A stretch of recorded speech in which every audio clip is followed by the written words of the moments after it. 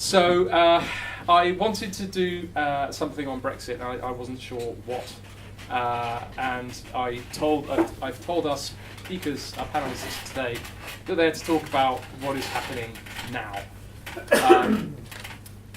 But for the sake of YouTube, about 5 minutes ago, I was forced to enter a title. So I've decided to call tonight's event Brexit Panel, What is Going On? Obviously the situation is very fluid. I didn't want to commit us to a particular agenda because, frankly, the situation's just changed, as many of you will know earlier with the move of the vote that was supposed to happen tomorrow is now happening sometime, whenever. Before we leave, maybe the day before we leave. And that's literally true, by the way. So we're joined by a variety of people, a diverse panel, including Christian Michel, well-known anarcho-capitalist activist of many years' experience, has spoken several times before on issues such as consent and the euro. McBride of the IEA, a trade senior economist in the trade and competition unit. I keep forgetting that one. And Lucy from who has spoken before. She spoke as director of London for Leave, and she's been promoted. She's now director of Leavers of Britain.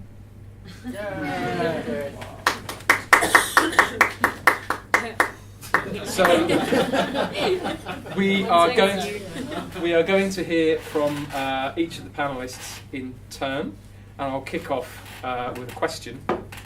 We'll hear from the panelists for 5 minutes. There's a bit of a timer going. And by the way, we are being live streamed, so watch your language.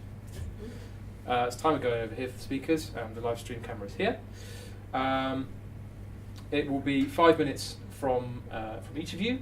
I have a few questions, but I expect you will want to reply to the points raised between yourselves. And once we've done with that and with my questions, I will turn it over to this lot. And sorry I've got my back to you guys, it's going to be a bit awkward for me, but I run out of creativity. Okay, so kick-off question to Christian. One thing that's confused me from the very beginning, in fact going back probably as far as 1996, is why on earth would anyone want to be part of the EU? What is the reason that people want to be there? Well, I don't know what the people want to be why they want to be part of the EU. I know why I wanted, as a libertarian, as an anarcho-capitalist, to be part of the EU.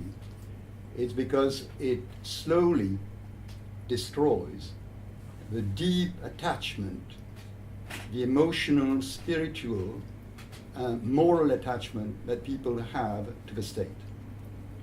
And when people say, oh, but the European Union is creating a super state, well, maybe it does, but it is a vast bureaucracy. It is a vast multinational bureaucracy. And therefore, it is less likely to impose on you things like conscription, like high taxation, like laws that will deprive you of your liberty, because it doesn't have a legitimacy. What happens with, for instance, here, what I hear here during the campaign is we want sovereignty, we want our law, we want our parliament, we want king and country, because this is a country where people have died, that people have died for. That country can ask a lot of you. People don't die for bureaucracy.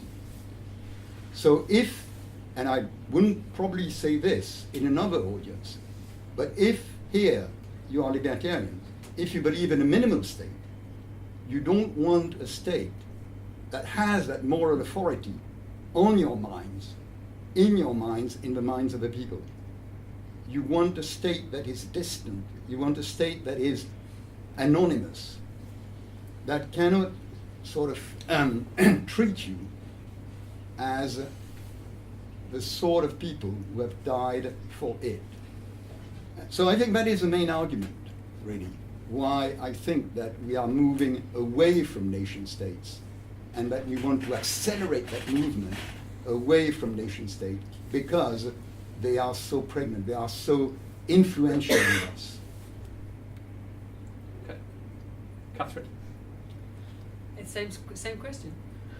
Okay, well, Oh. I As you wish. started studying economics in Australia in the 80s, and at that stage, we saw Europe as sort of an OPEC for industrial countries in the EU.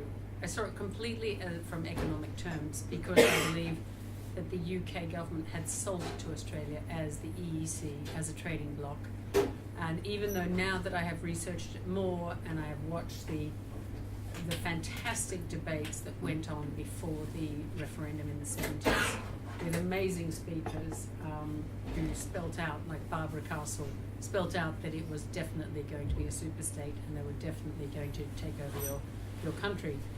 But from an Australian perspective, we were sold it as just a trading bloc, and it made a lot of sense. You had 6 smaller industrial nations, and they could together have a similar power to go into, because in those days tariffs were incredibly high, and that enabled them to go together to fight with America and Japan, who were at that time the big industrial nations. And so the 6 economic powers coming together made a lot of sense. They then let in the UK and Denmark and Ireland, which was not an industrial power, which Ireland was probably always a mistake, but anyhow. And that worked. Those 9 countries, it worked. And it even worked when I started working in London up until the 90s, when I was actually trading derivatives on the European markets and mainly selling them to American clients. And we got at that stage to 12 countries in the EU. And it still worked, because they were similar enough. But oddly enough, the one oddball country was the UK. I was trading in the markets when we went through the whole ERM debacle. And our economy was never in line with the rest of Europe. We had moved, through the Thatcher years, we've moved away from a lot of industrialization towards the service industry and towards financial services. And so we were never in step. We have always had a massive trading arrangement with America.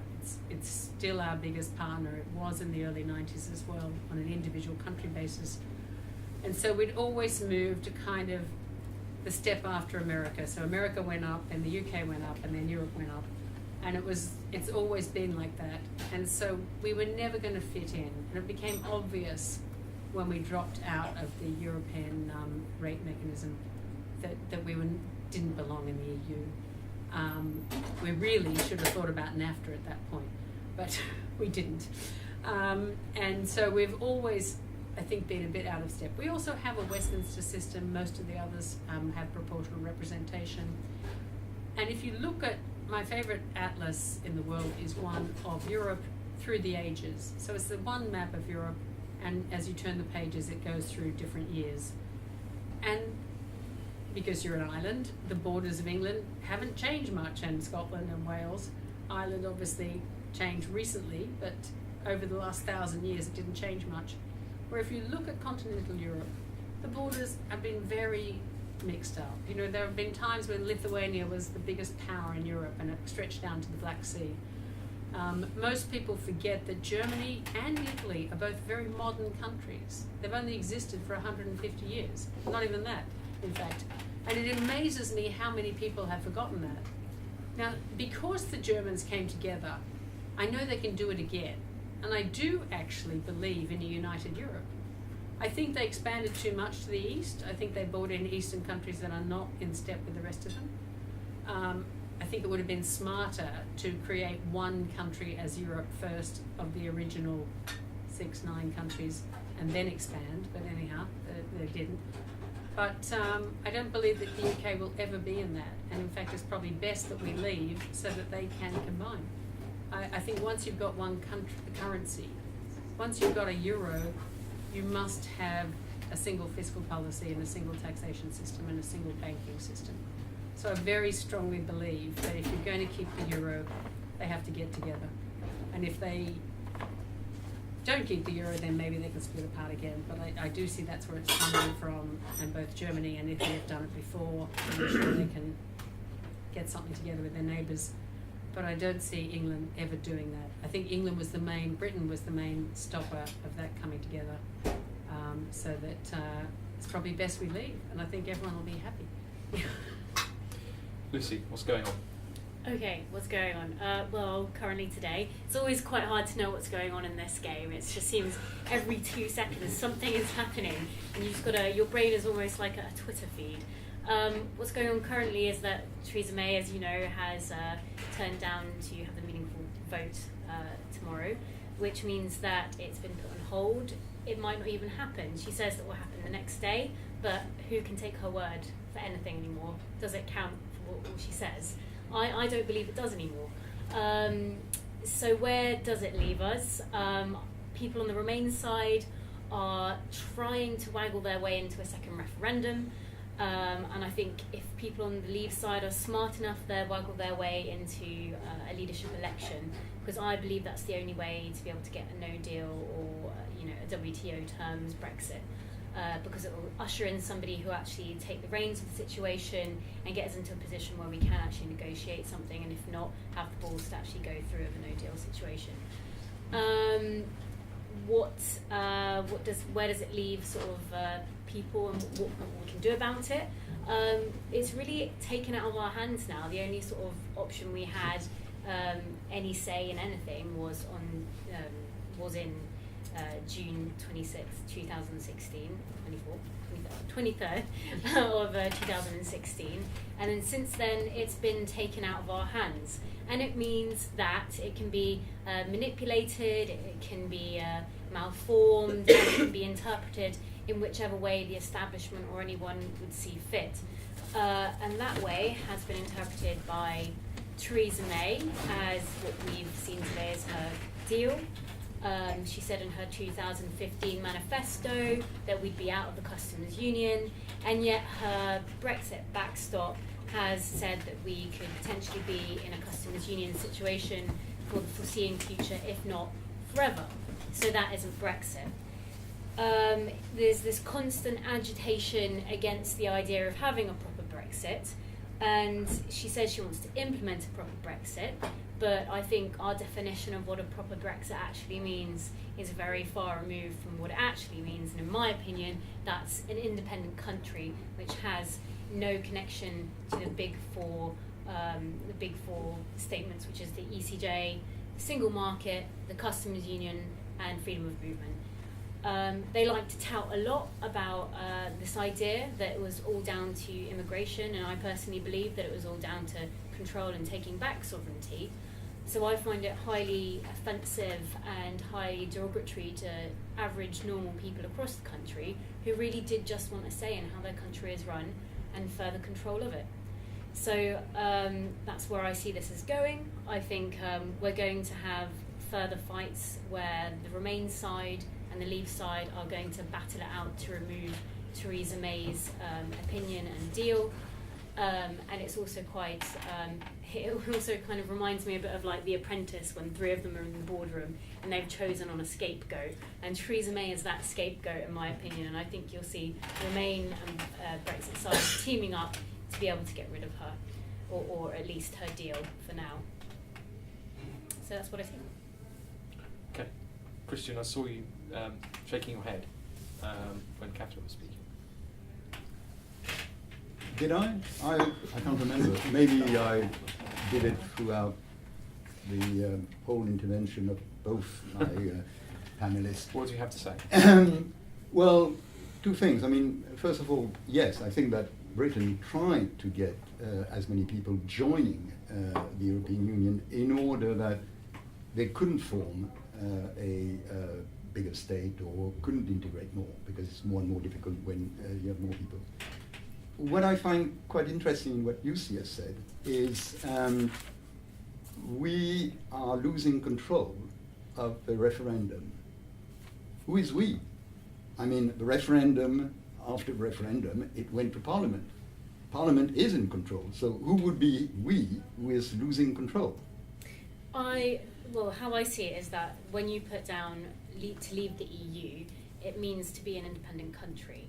And it seems every opportunity or chance we get to become an independent country, it's been poo-pooed by the establishment. We've been told that we can't have it. So when I say we, I mean the people that voted for Brexit. When I say that we've lost control, I say we've ceded it politically back to the establishment which don't want Brexit, and narratively to the Remain side who want to keep it in the pockets of either the media establishment or continue to do down and get away with not giving a proper Brexit.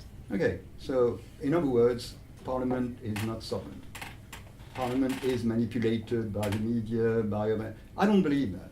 That's not I what think that- I'm actually saying. I'm actually saying that But this is power what is you just given to said. Parliament from the people, Yeah. and if they are not going to enact a vote, then it ceases to be a democratic system.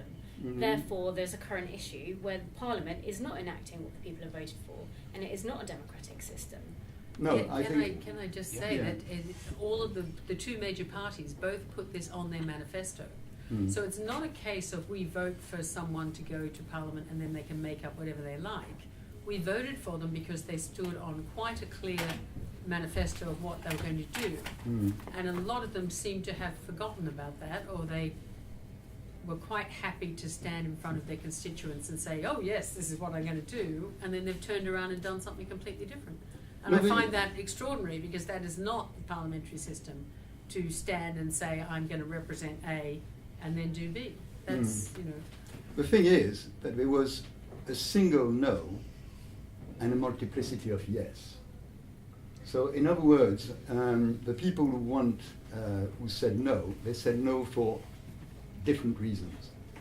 And about probably 90% of the people who said no because they wanted no immigration, they wanted money to go to the NHS, they certainly did not want open borders with India, with China and all these people. They certainly didn't want the sort of sovereignty that would make the United Kingdom the kind of Singapore on the Channel that some people have advocated. Can I just ask you that? How do you know that? Well, because that is the slogans. This is what but was on but the you bus. have That no- was on the bus. I know, but you have no idea what really swung people, because I actually worked in the Vote Leave telephone canvassing offices before the referendum. So I got to go in there, and it wasn't like the people that ring up and say, have you had an accident lately? Well, we were doing that. It's an automatic dialing, and all you know is their address, and you have a thing of what you're meant to say to them, and have they thought about the referendum.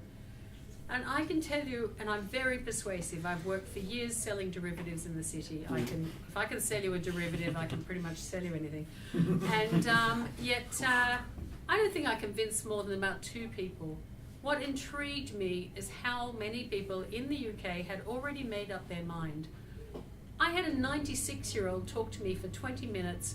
She made up her mind in the 70s, and she wasn't going to die till she had another vote. Everyone in England had a very strong opinion about Europe. I don't think it had anything to do with the bus.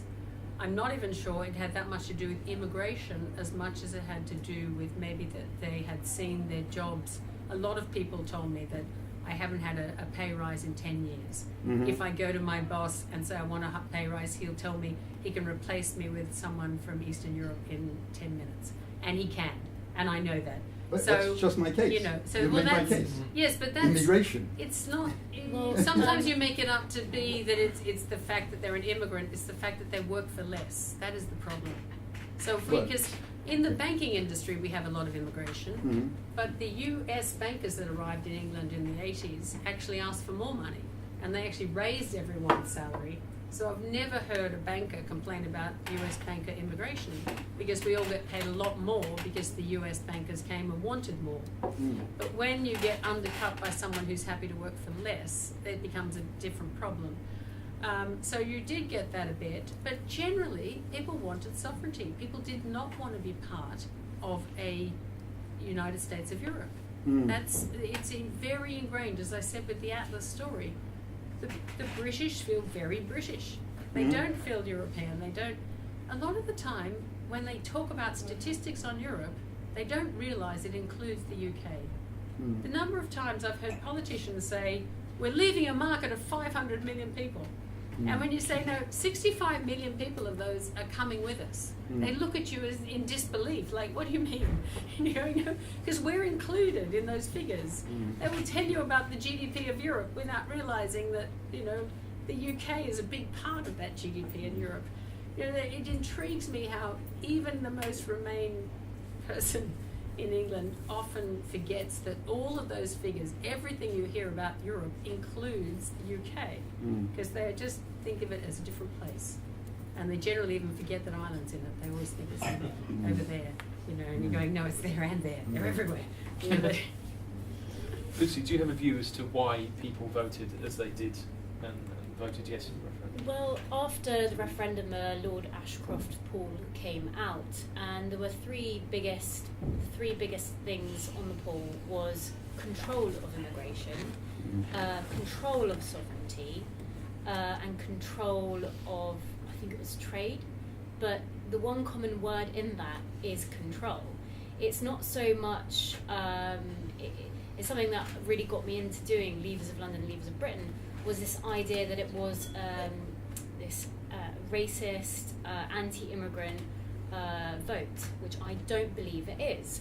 I think it's much more complex than that. And I look to talk to Remainers, and I try to get it back into a more nuanced area so we can actually find the exact reason, if there is a reason for voting against immigration. Is it economic? Is there something more to it? Is it the speed of immigration? Is it the drastic change of immigration? And if it was down to immigration, let's actually take a look at it instead of bartering around and sort of throwing around these accusations of racism, when we can actually take it down to a level and bring it back to a level where it's of conversation. What do I think the vote was all about? I think it's about loss of self-identity. I think it's not being allowed to speak as well. I think people often want to talk about what it means to be British, and personally I think there's an incredibly positive side to being British. I think it's a unifying factor. I think it brings people together, and I also think it's an open identity. I don't think you have to have been born here to be British, but I do think there are sets of values to be British, and I think they're applicable to any culture or any person that comes into the country. I think it was a lack of values shown in our political system.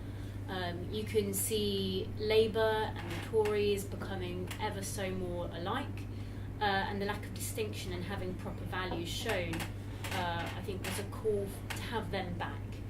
We moved into a very sort of subjective and postmodern world in the past few decades, and I think it was almost a cry to have more borders, if not physically, but more mentally and identifying ourselves, to sort of be able to have barriers in which to bring people into, not barriers in which to push people out of. I think I agree with that. But it's very important to have a culture. I'm fanatical about French culture. I love my culture. I don't believe I need a state to express that culture. And I think the problem is when you conflate a culture and a state. The second thing is, democracy doesn't mean that you live in a free country. Democracy means simply that people will vote, and the majority will impose whatever rule they want to impose on you. So I think the big problem that Western world has had is go around the planet after the 1989 demise of the Soviet Union and tell all these countries, you have to be democratic. So they did. They became democratic. And they elected the sort of leaders that we hate. Whether it is in Egypt, whether it is in Romania, whether it is in Hungary, whether it is in Poland, and so on, in Russia. What we want is countries to be liberal. If you have liberalism, freedom of the press, freedom of movement, freedom of enterprise, freedom of religion, and all that, then you don't care too much who is in charge, who is in the government. The other thing, maybe, is national sovereignty doesn't mean national interest. Whenever you are doing something with somebody else, whether it's marriage, whether it's joining a company, whether it's joining a club, whether it's, as a country, signing a treaty, you give up part of your sovereignty, but you gain something. It's more in your interest. And I'm going to offend you with one last word. This country won its 2 wars, largest wars, in the 20th century, when its armies were under foreign command. After 1916, when Marshal Foch was the head of the British Army, and in 1943, when General Eisenhower was the head of the UK Army. And was it not in your interest that it happened like that? Sovereignty is not interest. On an individual level, I think it's really important that I have the ability and freedom to decide myself what is in my interest. And I don't want to give up that sovereignty to an unelected, irresponsible, potentially irresponsible selection of people that do not represent me. I believe it's my right to assert myself through my individuality through one vote, because it represents how I perceive the world and how I want the world to be in the future. If that is taken away from me, my voice within this society is taken away, and therefore there is no point of me existing or having a representation of myself within the society that I'm living in. I don't see the EU as a solution to any current issue, to have that way of taking the sovereignty and making it better for me.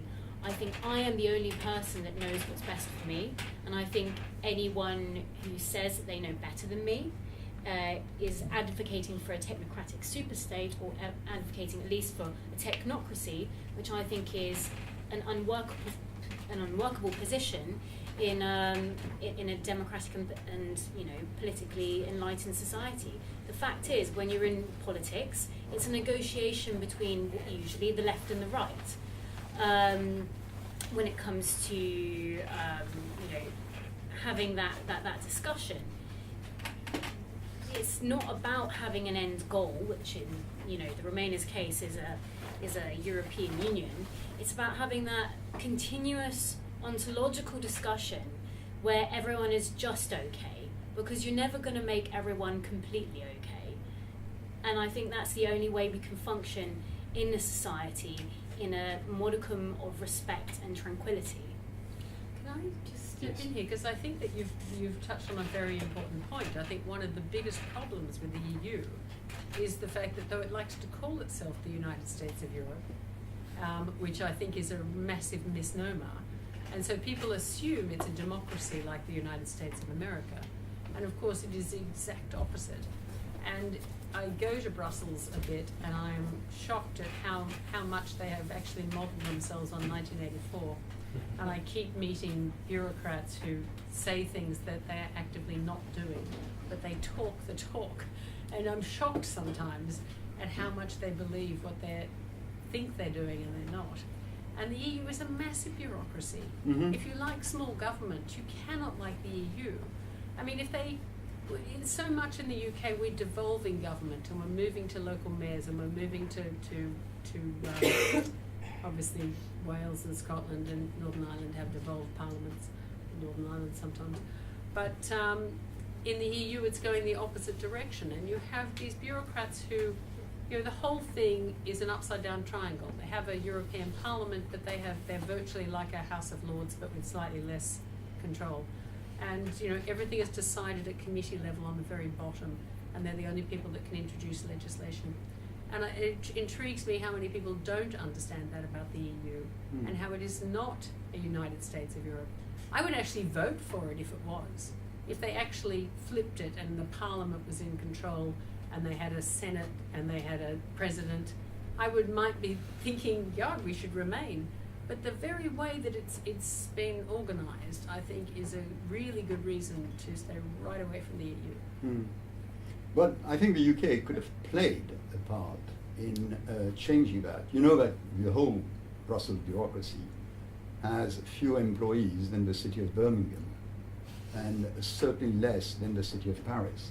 So actually, in terms of numbers, it's a very small bureaucracy, given that there are 530 million people that are sort of run from Brussels. But the UK could have played a fantastic part when, like, I don't know, 10, 12 years ago, France was declining. The UK could have forged alliances with countries that were more liberal, more trade-oriented and so on, the Netherlands, the Scandinavian countries, if it had engaged with the European Union. And for a very long time, the UK punched way above its waist in influencing the European Union. But of course, as diplomats were told, well, look, we don't have a future there. The best diplomats no longer wanted to be posted in Brussels. So the people who went to Brussels were the least sort of committed ones and so on. And the influence of the UK waned. And I think it's a great pity, because that could have been a game changer. The other thing, of course, is it's not democratic. Well, okay. I was listening to you, Lucy, saying, I want to vote because I want to make sure that my voice is not only heard, but my voice counts in order to change the way other people live. It's not exactly your words, but it is what happens when everyone casts a ballot. What they are saying, this is how I want other people to live. That's what you do when you vote. That's the reason why I don't vote. Because I don't want to cast a ballot. I don't want to tell how other people should live. I want them to do whatever they want. And I want them to leave me to do what I want. Democracy is exactly not that. Democracy, when you vote, is I want Tory policies to be imposed on the whole country, even Labour, even the people who are completely on the left. I want my policies to be imposed on them. I'm going to call time on the discussion of democracy, although it's really interesting, and maybe we'll return to it for the Q&A. But I want to get onto an aspect of this debate which bothers me, and that is the extent to which, and this is something that's in your ballpark, the extent to which, as a leader myself, and I'm trying to be the neutral chair today, but I am what I am, we feel a little bit unpopular. I know this is something that you deal with, right? Yeah, so, leavers... Oh, I did have an example of that. This is Brexit, join the fucking dots. I saw this, yeah. A compendium of Brexit quotes and pernicious bullshittery. And that's actually a book costing $7.99 that someone gave my wife as a joke, Secret Santa. And I just think that shows that it's reached a very organised level. Having worked of in dislike. the publishing industry before I actually got into this hellhole of politics, like I said, I mean, you may disagree, but where we are making books and where we are making media, there is definitely this pocket of people that have widespread monopoly on the thought within those industries. So the media industry, the publishing industry, teaching, all our sort of public institutions, there is definitely a Remainer attitude there. And it's basically puts up all and says, no, we can't do that, computer says no, when it comes to anything to do with the Leave vote. I mean, I think that's a great example of just the tiny little things throughout, an everyday life of a Leave voter that you come across, where it basically says, here's a book that, it's funny. Like, I have to admit, I thought it was quite funny, but, you wouldn't be seeing it on the other side. You'd never see anything on the other side. So one of the things, when I first started Leavers of London, I was so disgusted at how Leave voters were being portrayed and talked about as either racist, too thick, or too old to matter. And I was 25 at the time, and my boyfriend was an Italian Remainer, And the way he described people of this country who he'd never met, I just thought was absolutely appalling. So I thought, I can't let this be the sort of overriding representation of what it means to be a Leave voter. We've got to have some sort of representation which isn't their negative prescription and prescribed sort of, ideas of what, a Leave voter is. So I set up Leavers of London, and it was just a place where people could come and have a drink without getting screamed at, when you go down to the pub. And it kind of snowballed. I started with 10 people, and now we have over 1,200 people in London now, who meet up for a pint or just a chat. And it's to say, if you're at work and you're going to be screamed at for being a Leave voter, or walk past the conversation at the watering hole and somebody's, just dropped that, all Leave voters are racist, screw them. Come down to, have a drink with us, and you've got another set of friends. But we've had some stories in the group. People have had papers thrown at them as teachers. They've been told to sit in the IT room. People have been stopped. Yeah, they've been asked to stop to come to meetings, like work meetings. Just breaking up, friendships breaking up. The usual shebang. So it's not. I don't want to go boo-hoo about it, because I'm a strong right-wing woman. But I just want to highlight that I believe it's a way to shut people up. It's a way to get them to stop talking about being a Leave voter, and it's a way to stifle the conversation that we need to have about the EU and the intricacies and the negativity that I believe that the EU emits as a democratic person. So yeah, it's kind of ballooned, and now we're Leavers of Britain. It's got a bit out of hand, but then I say to myself, no, you got out of hand, so not me. Christian, do you get, as a Remain voter, do you get pushback? Do you get ostracised and left out and told to sit somewhere else by Leave voters? No, because I don't engage much in conversation about politics and Brexit and all these sort of things. So it's not really my cup of tea. But I think that I do remember during the campaign all these billboards about 1 million Turks, 1 million immigrants coming to this country. I mean, this was a big sort of argument during the campaign. So, as an immigrant in this country, I thought that, I'm on the firing line here. Not that I, took it personally, but I think it goes both ways. I mean, if you are a Remainer, you also get a lot of flack from other people, I suppose. Do you think that happens? Sorry? You do think that happens? If you think Remainers get flack from Leavers? Well, I'm sure they do, and certainly they did during the campaign. So and so on. Again, I don't have personal anecdotes because I don't engage in political conversations very much. So I also, like Lucy, live with someone who's a Remain, and my daughter has become a natural diplomat because she's had to put up with two parents. But we just don't discuss it in the house. But I do have. I will probably get that book for Christmas. That's his only comeback is I have got 5 go crazy for Brexit. I've got all of the silly joke Brexit books, and he also makes sure we get tickets to every BBC comedy show going.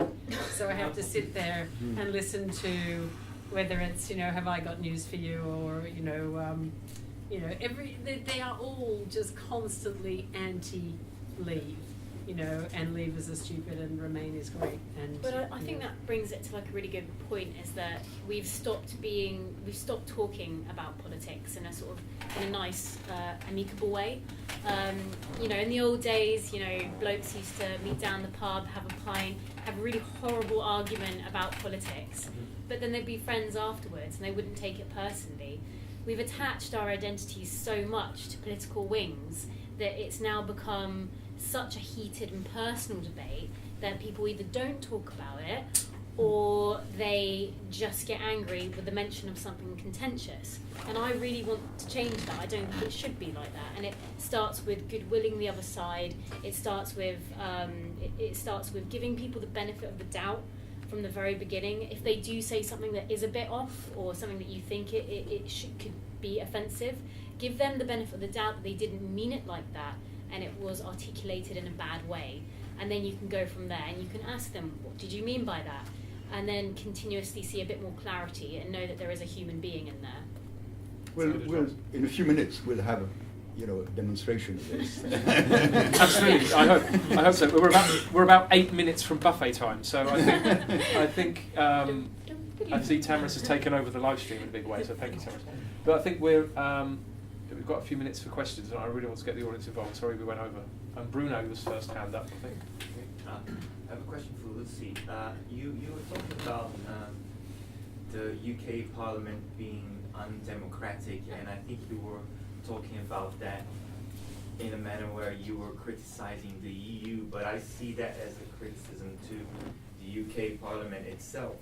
So if you think they are acting undemocratically, what makes you think that they will be less undemocratic or more democratic once they are out of the EU? Oh, so like the Parliament now isn't being very democratic, not, oh well, I think we're seeing a really seismic change in how we do politics. I feel like we're not even in the eye of the storm just yet. You're going to see a realignment of the parties based along the people that vote for them. You see 70% of the Tory party membership is Leave voting. If they are not happy with what the Tories are providing, they can either go elsewhere or they can remove the person at the top, which I'm hoping that they will do very soon, and implement someone that actually reflects the vote. Therefore, it becomes more democratic. And that's what I mean by it not being anti-democratic currently. When I say that the EU is anti-democratic, I say it because the people at the very top are not elected. They make the laws at the top. It seeps down to the people that we've voted in to veto. When they veto it, it might not even mean that the law gets vetoed anyway. Therefore, that's anti-democratic. That's technocratic. So that's what I mean by the Parliament, the EU Parliament being anti-democratic. And I feel that our system is so much more better because we can kick the people out if we are displeased with them. Okay, I think you'll. I've got a question for you. You're saying that the UK is out of step with the rest of mainland Europe. Economically. Yeah, economically. But don't you think a lot of the countries currently, even in mainland Europe, Eastern European countries, are out of step with France and Germany to a big degree? If they were to have fiscal union to make the euro work properly, which is the only way that it really could, how much pain would those countries have to take?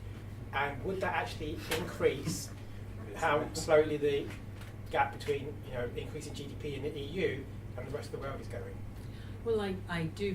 When I was talking about it, there were only 12 countries in Europe, and now some of those countries that are in Eastern Europe have not got the euro. So in a way that they're going to escape nicely, and I think that Europe has probably got to say you're in or you're out. Either get in completely or get out, and everyone has to make that decision, and that will include Sweden and Denmark as well, who've never gone into the euro. And I think basically countries that have always kept one foot out the door, you've got to think, well, how committed are you to this? Because the euro has got quite a lot of problems, and I think that they're not addressing them. They're still doing quantitative easing, and they're still just hoping that it'll all go away, I think. And I don't see that happening, and I think that the best option is probably to come together, though Macron was the flag waver for that, and it doesn't look like he's got his own problems, so he might be not so worried. But I think you'll find that some of those Eastern blocs might have to rethink their currency. But the most obvious cases are not part of the euro, so they'll survive. There's only 19 countries in the euro. Do you want to come in on the euro, Crystal? No, I think I said enough about the euro and so on, so. That video is online, I think. Yeah. Any other questions? Brian, I'd rather take the newer face back, if that's okay. So we know you very well here. Well, it's more of a fun question. Who will be next, for all three of you, who will be next to leave the EU? Which country most likely? Next exit. I reckon Italy. Yeah, those guys. Because obviously they were on the brink of financial collapse, but the EU is trying to force them into taking their economic policies. And as far as I know, La Lega isn't the type of people to be pushed around. And so yeah, I think it will be Italy. They have a really strong sense of nationalism there as well. So I think that has to be maintained, but it could override and cause a bit of a stir there. So yeah, I think Italy. I don't think Italy, because Italy was one of the founding members, and it is part of the euro, and I think it's going to have a lot of trouble getting out. I think the most obvious case, the Netherlands really probably ought to have left ages ago, except that they've also given up their currency, so it'll be very hard for them to get out. The one I think will go first is Ireland, because Ireland has just flipped into being a net receiver of contributions, and this year it will be a net, or this next budget rather, it will be contributing. It will be a net contributor. And also, once we leave, its two biggest trading partners are the US and the UK. So over 50% of its trade will be going outside of the bloc. I believe that that's why they came in the first place, because we were such an important trading partner for them that if we came into the customs union, they had to come in. They couldn't have existed outside the wall. So now, if we leave, I think it's got to be a case that they will probably have to consider their position. And then the EU keeps talking about having this level playing field in tax. Now, one of Ireland's key unique selling points, if you like, is having a low tax regime, and that has attracted a lot of companies to Ireland. So if they suddenly have to have the same tax regime as France, then that will kill a lot of their the industries that have moved there. So that I suspect that the first person to leave after us will be Ireland. But again, they've got a euro problem, because if they tried to re-establish their own currency, their debts are all denominated in euro, and they've got to hope that their own currency would be higher than the euro, otherwise they're in trouble. And that is one of the issues with giving up your currency, is it becomes very hard to get out. So maybe it'll be Sweden or Denmark, because they can leave. You know. Christian, I appreciate you might not have a horse in that race, but the last 2 minutes to you. Well, I don't know. I think it would make sense for Ireland, given what you just said. But I don't think it will happen. And I think that, so I don't see other countries leaving, simply because Britain has shown how difficult it is. And and you know, after 2 years, you're not there yet. And as you said, you didn't have the euro as currency.